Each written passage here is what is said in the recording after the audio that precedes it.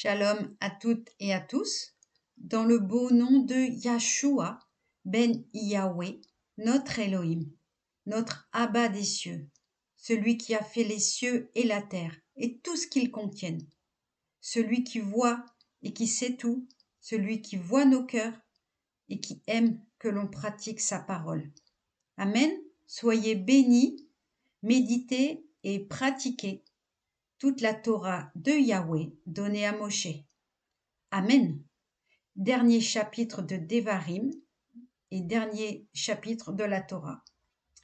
Chapitre 34.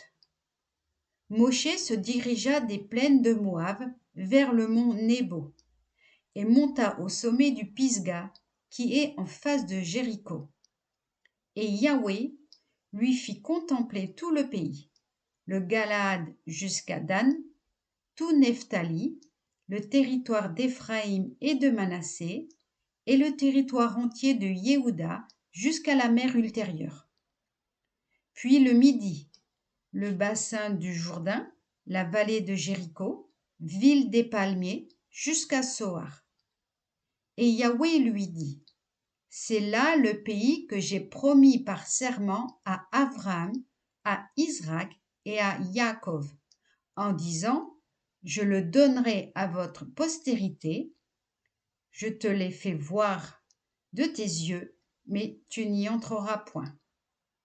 C'est donc là que mourut Moshe, le serviteur de Yahweh, dans le pays de Moab, sur l'ordre de Yahweh. Il fut enseveli dans la vallée du pays de Moab, qui fait face à Beth-Péor, mais nul n'a connu sa sépulture jusqu'à ce jour. Moshe était âgé de 120 ans lorsqu'il mourut, son regard ne s'était point terni, et sa vigueur n'était point épuisée. Les béné Israël pleurèrent Moshe dans les plaines de Moab, 30 jours, épuisant complètement le temps des pleurs, le deuil de Moshe.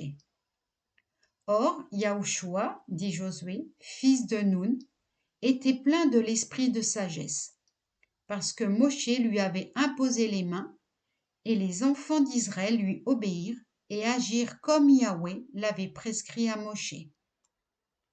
Mais il n'a plus paru en Israël un prophète tel que Moshe, avec qui Yahweh avait communiqué face à face.